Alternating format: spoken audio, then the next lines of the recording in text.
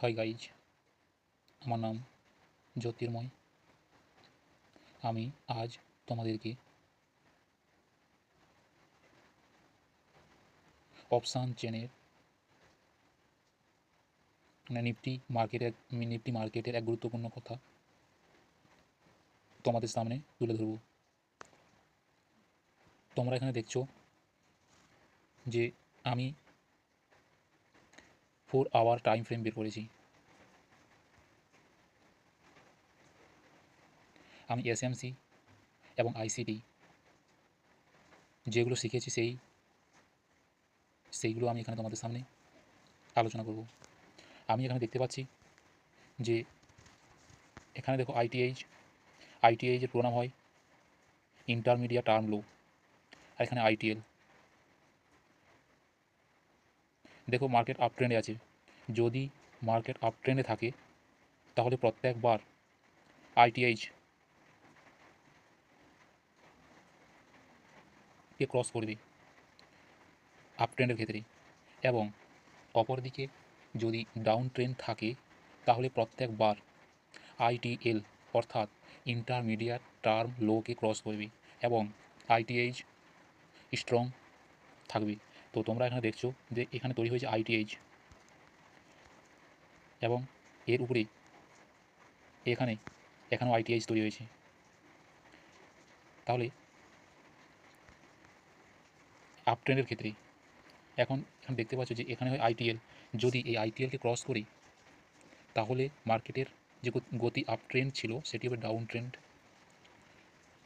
এখানে দেখো আইটিএলকে ক্রস করে এখানে তৈরি হয়েছে আইটিএল, এখানে আইটিএইচ। এখন মার্কেট ডাউন ট্রেন্ড, এবং ডাউন ট্রেন্ডের ক্ষেত্রে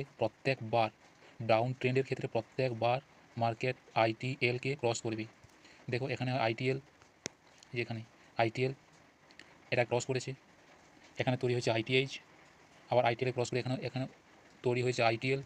দেখো প্রত্যেকবার এখানে আইটিএইচ, এখানে আইটিএল,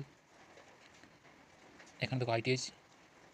এখানে দেখছো যে এই ক্যান্ডেলের বডি আর এই রেড ক্যান্ডেলের যে স্টিকের আপার পজিশন যেটি আছে এটির উপরে মার্কেট ক্লোজ হয়নি। তো এখানে এই বলতে পারি যে এই যে আইটিএইচ পজিশনের যে এই লিকুইডিটি মার্কেট কালেক্ট করার পরে এখানে যে আইটিএল তৈরি হয়েছে, আইটিএলকে ক্রস করে এখানে তৈরি হয়েছে বস। এখানে আইটিএইচ, এখন বস তৈরি হওয়ার পরেই মার্কেট এই নিচ থেকে ওপর দিয়ে গিয়ে আইটিএইচকে ক্রস করছে, এখানে তৈরি হচ্ছে মার্কেট স্ট্রাকচার চেঞ্জ, অর্থাৎ এখানে বলতে পারি চক। এবং চক হওয়ার পরেই এই পোর্শনটিকেই মানে এই আপার বাউন্ড এই স্টিকটিকে বলা হয় আইটিএইচ। তাহলে আইটিএইচ মানে এটাকে বলা হয় হাইয়েস্ট হাই। তাহলে মার্কেট আগে ছিল ডাউন ট্রেন্ড, এবং ডাউন ট্রেন্ড থেকে মার্কেট যাবে আপ ট্রেন্ড। তাহলে দেখো এখানে হায়ার হাই তৈরি হওয়ার পরে এখানে যে লিকুইডিটি ছিল এই লিকুইডিটি করেছে এখানে তৈরি হয়েছে আইডিএম। যখনই আইডিএম তৈরি হয়েছে তখন কনফার্ম হয়েছে যে এখানে হায়ার হাই। তাহলে হায়ার হাই থেকে মার্কেট যাবে হায়ার লো, অর্থাৎ মার্কেট এই যেখানে ভলিউম ইমব্যালেন্স আছে, অর্থাৎ বিগ প্লেয়ার বা বিগ ইনস্টিটিউশন যেখানে বসে আছে সেখানে যাবে, অর্থাৎ এই পজিশান থেকে এখানে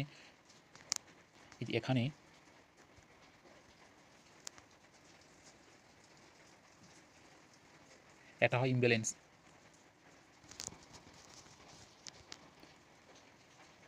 এটাকে বলা হয় ইমব্যালেন্স। তাহলে এখানে যে বড় বড় ইনস্টিটিউশন এখানে বসে আছে, এরপর মার্কেট এখান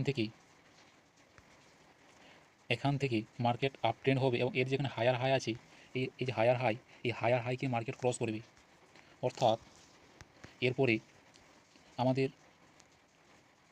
আমাদেরকে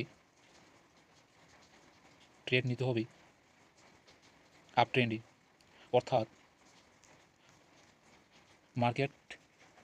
অর্থাৎ আমাদেরকে যেখানে কিনতে হবে যে এইখান থেকে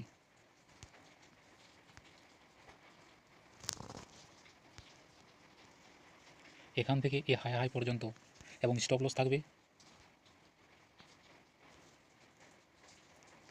আচ্ছা সরি, এখন দুবার ক্লিক হয়ে গেছে।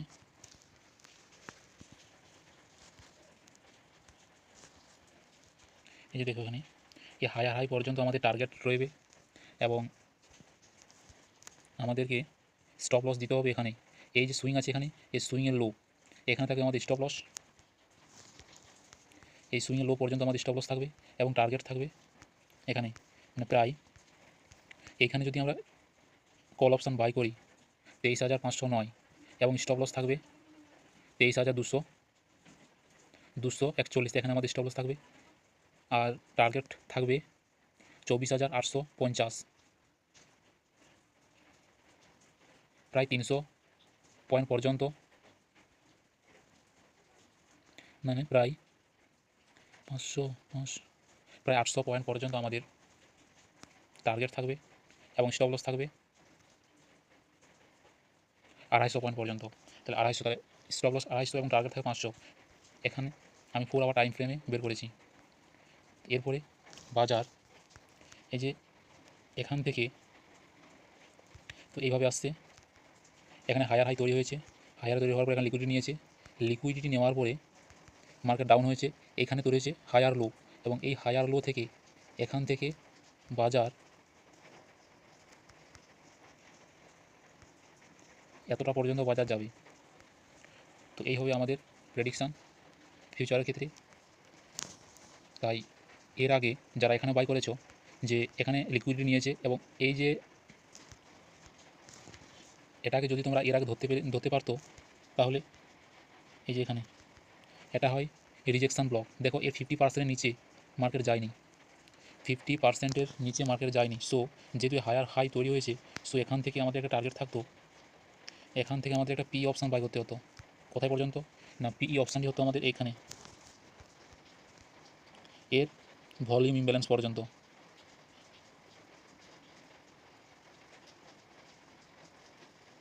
এই যেখানে এখানে ভলিউম ইমব্যালেন্স আছে, এখান পর্যন্ত আমাদের হয়তো টার্গেট এবং স্টপ লস থাকতো এই পয়েন্ট, এখানে স্টপ লস মানে 179 পয়েন্ট স্টপ লস, এবং আমাদের টার্গেট 1168 পয়েন্ট হতো আমাদের টার্গেট, মানে 1:6, 1:6। তাহলে এখান থেকে আমরা এটা পেয়ে যেতাম। এখন এখান থেকে মার্কেট রিভার্স করবে, যেহেতু মার্কেট আগে ছিল ডাউন ট্রেন্ড থেকে আপ ট্রেন্ডে শিফট হয়েছে, এবং আপ ট্রেন্ড থেকে মার্কেট এখন এইভাবে সোজা উপর দিকে যাবে, মার্কেট এখান থেকে এইভাবে যাবে উপর দিকে, ঠিক আছে। তো এখন এইভাবে মার্কেট নিচে দিকে যাবে। তাই তোমরা যারা যারা বাই করতে চাও, যে এখানে আমাদের অর্ডার ব্লক, এই অর্ডার ব্লক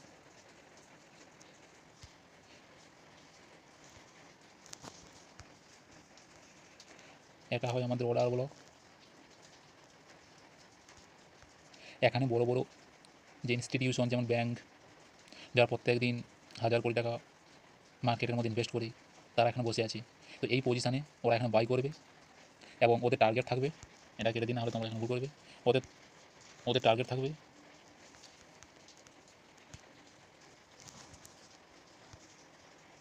এখানে অবধি, মানে এর হাইস্ট পয়েন্ট অবধি, ঠিক আছে, এবং স্টপ লস থাকবে, দুটো ক্লিক হয়েছে। আচ্ছা, এই যে সুইং আছে, সুইং লো আছে, সুইং লোয়ের ঠিক নিচে এখানে থাকবে তাদের স্টপ লস, এবং টার্গেট থাকবে 24,828 পর্যন্ত।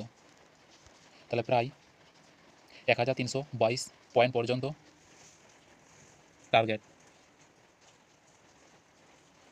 1:4, এবং স্টপ লস 314 পয়েন্ট পর্যন্ত এখানে স্টপ লস। সো এখন নেক্সট মন্ডে যখন মার্কেট ওপেন হবে, তোমরা লক্ষ্য করবে যে এই অর্ডার ব্লকের নিচে মার্কেট কখনোই মুভ করবে না, এখান থেকে মার্কেট রিভার্স নেবে ওপরের দিকে, অর্থাৎ বুল রং দেখা দেবে। এই হলো আমাদের প্রেডিকশান। তো যদি তোমরা এই ভিডিওটি দেখে কিছু বুঝতে পারো, তাহলে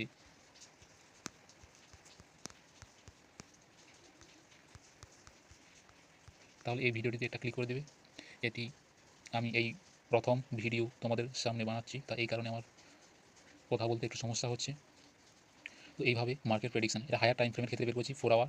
তো 4 আওয়ার থেকে লোয়ার টাইম ফ্রেমে শুধুমাত্র কল অপশান বাই করবে বা যারা মান্থলি বাই করো তাদের ক্ষেত্রে এটি সুবিধা হবে, কারণ এখানে তোমরা বাই করবে এবং স্টপ লস এখানে দেবে টার্গেট এর হায়ার হাই পর্যন্ত, কারণ মার্কেট চেঞ্জ হয়েছে, মার্কেট ডাউন ট্রেন্ড থেকে আপ ট্রেন্ডে শিফট হয়েছে, তো এটি হবে হায়ার লো এবং হায়ার লো থেকে হায়ার হাই পর্যন্ত হবে আমাদের টার্গেট। ঠিক আছে, তো এইভাবে মার্কেট যাবে। তো এটা পৌঁছতে প্রায় 10 থেকে 15 দিন, এখান থেকে এতটা পর্যন্ত পৌঁছতে প্রায় 10 থেকে 15 দিন টাইম লাগবে, বা 7 দিনের মতো, 7 দিনের বেশি সময় লাগবে। আমি তোমাদের কাছে 4 আওয়ার টাইম ফ্রেমে বের করেছি। এখান থেকে লোয়ার টাইম ফ্রেমে সুইং লো যেখানে দেখতে পাবে, যে প্রত্যেকটা সুইং লোতে স্ট্রং সুইং লো তৈরি হবে, এবং যেখানে সুইং হাই থাকবে উইক সুইং হাই তৈরি হবে, এবং প্রত্যেকবারই সুইং হাই বস তৈরি করবে, BOS break of structure. Thank you. যদি তোমাদের এই ভিডিওটি দেখে ভালো লাগে তাহলে একটি লাইক করে দাও। ওকে, বাই বাই।